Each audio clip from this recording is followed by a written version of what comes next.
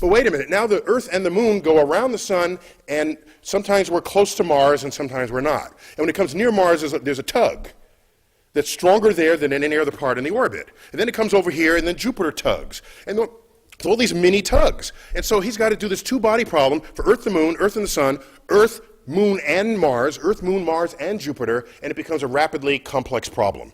And he realizes that, in fact, applying this simple sort of approach to calculating the stability of the solar system, he finds he can't stabilize the solar system. He can't account for how we have stayed this way for as long as what was possibly necessary from the beginning of the universe. And so what does he say? He's at his limits.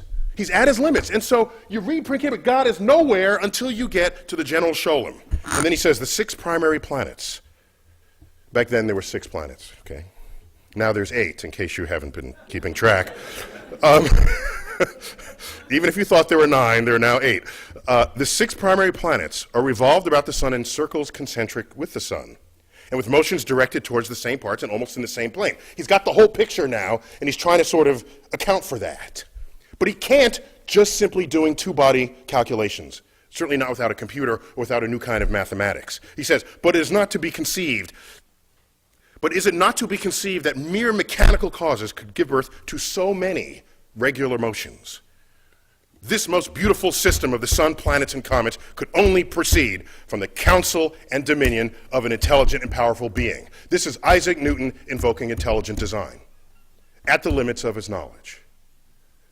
And I want to put on the table the fact that you have school systems wanting to put intelligent design into the classroom, but you also have the most brilliant people who ever walked this earth doing the same thing.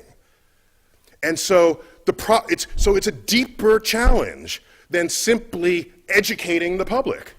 It's deeper than, as you know, by the books written by our scientific colleagues that do take these deeply resonant and charitable positions towards their religious beliefs. Maybe the real question here, let me back up for a moment. You know, we've all seen the data. 40%, there's 90 whatever percent of the West, or the American public, believes in a personal God that responds to their prayers. And then you ask, what is that percentage for scientists?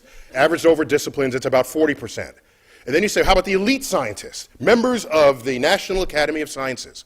An article on those data recently in Nature, it said 85% of the National Academy reject a personal God. And then they compare it to 90% of the public. You know, that's not the story there. They missed the story. What that article should have said is, how come this number isn't 0? That's the story. Okay? So my esteemed colleague here,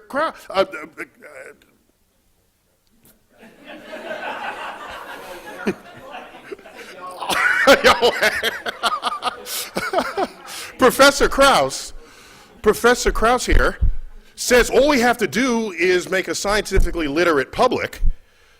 Well, when you do, how can they do better than the scientists themselves in their percentages of who is religious and who isn't? That's kind of unrealistic, I think.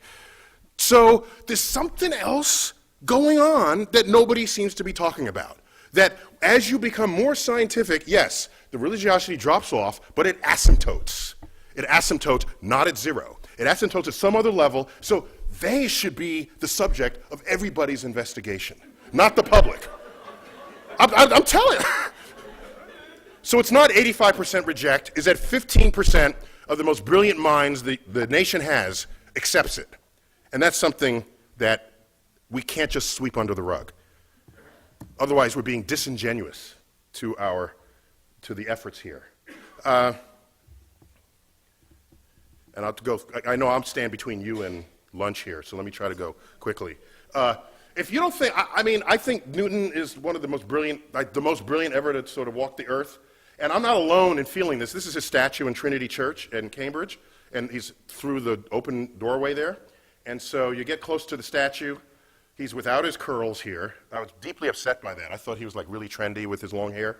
But apparently that was probably just a wig at all times. You look at the base of the statue, loosely translated, of the genus of all who have ever been human, there is no greater intellect than this man. And so I'm not alone in this sentiment. And this man wrote those words. So, but let's move on, because there's more to talk about here. We don't have to stop at Newton. Let's go to Christian Huygens, all right?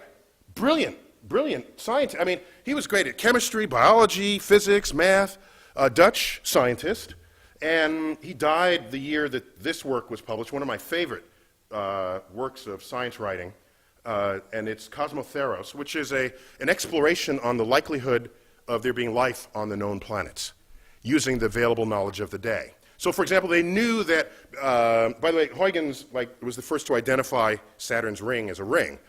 If I got that right, Carolyn, is that correct? Oh, no, I thought he was the first to calculate that it would be a ring. He was then Huygens would be the first to observe it. Okay. We have Madam Saturn here in the room, in case you don't know. Okay. My colleague Carolyn Porco, who we'll be hearing from later, I've just been told. But anyhow, so Huygens, brilliant fellow, and one of the probes on the Cassini spacecraft was called Huygens, a European probe that descended to the surface of Titan. And so he's an important figure in the history of science. So what does he say in his writings? Well, you look at the year, 1696, gravity was well known, laws of motion were well known, Newton was quite influential well before the turn of the century there. And so when he talks about the orbits of the planets, it's done. Talks about the moons of Jupiter, done. Talks about the new rings around Saturn, done. It's all fine. But when he talks about biology and life, something that's not well understood then or today, boom, there goes his references to God.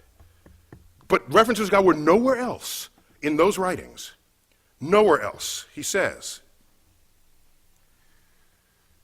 I suppose nobody would deny but that there's somewhat more of contrivance, somewhat more of miracle in the production and growth of plants and animals than in lifeless heaps of inanimate bodies.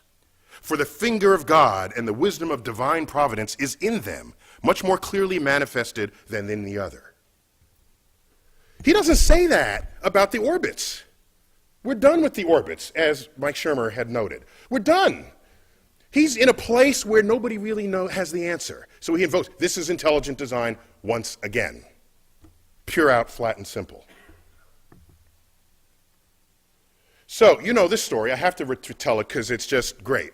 All right? So Laplace, Pierre Simon de Laplace, at the end of the 18th century, wrote a 5-volume tome on celestial mechanics. A brilliant piece of work. It's there. It weighs a lot on the shelf. And what it does is it takes Newton's laws of gravity and brings them into a full expression with the hammer of calculus, okay? He brings all the armament of mathematics to bear on the laws of physics that were put forth by Isaac Newton. Isaac Newton only touched on them. They were not fully developed. And in this work, he demonstrates, he further develops something that had been percolating in the mathematical community, but he develops, and one might even say perfects, a branch of math we would call perturbation theory, where instead of pulling your hair out saying, well, how do you calculate this pair of forces and this pair, and all the equations go to hell, in perturbation theory, it allows you to systematically and reliably calculate the effect of a small tug in the presence, a series of small tugs in the presence of singular big tugs. And that's kind of what's going on in most of the solar system. And when you do that, and you do that properly, you can demonstrate, notwithstanding effects of chaos, which have other timescales related to them, you can demonstrate that, in fact, the solar system was stable beyond the predictions of Isaac Newton. So, he figures this out, does not invoke God, because he figured it out. And in a story that may be apocryphal, but I see more in support of it than against it, this time coincides, of course, with the era of Napoleon, Napoleon being French, and Laplace being French, no translation necessary. Napoleon, if you visited his library, it's not just sort of books of world history and battles, it's engineering books, it's physics books. This man wanted to know where his cannonballs would land, all right? He was much more than just sort of a lucky general. He was into the physics, the engineering, and the material science of war. And so he immediately summoned up the 5-volume production of Laplace, read it through, cover to cover, called in Laplace, and said, sir, I have the exact quote here. Hang on. Napoleon asked him, what role God played in the construction and regulation of the heavens. This is kind of like, that's what Newton would ask, right? Laplace replies, sir, I had no need for that hypothesis. And so